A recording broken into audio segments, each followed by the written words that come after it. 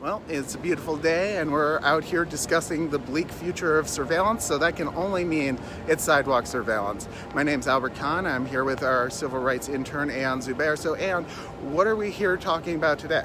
So we're going to talk about the Handschu consent decree. And what is the Handschu consent decree? So for decades, the NYPD sent undercover agents without any oversight to protests of New Yorkers.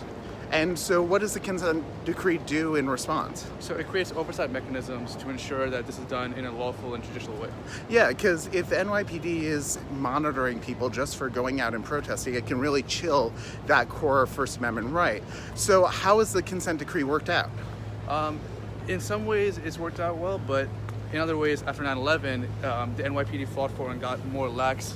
The restrictions more loosened. So in recent years, it's used that lax power to surveil Muslims, for example, at a much higher rate than average New Yorkers. Yeah, and actually, according to the NYPD's own documents, 95% of intelligence investigations targeted Muslim New Yorkers in the years after 9/11, which is part of why we need these restrictions to make sure that people aren't profiled and simply targeted for their beliefs.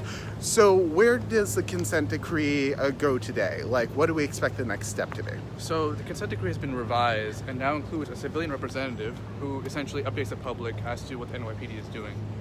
Currently, the representative is making his report, which will be published in the next couple of weeks. Yeah, so we don't know when the report is coming. It's been filed with the court. It could be, as early as today. It could be later this week. It could be in a couple of weeks. But that report will give us a bit more oversight and insight into the work that the NYPD is doing on the intelligence front. And that's crucial because we've seen what happens in the past when the NYPD is allowed to operate without that sort of public transparency and disclosure. And as advocates, we're going to certainly be pushing the Handschu civilian representative, Judge Robinson, to provide us with the information we need to hold the NYPD accountable. Well, thank you so much for tuning in for this episode. Hope you keep watching the series. Thank you.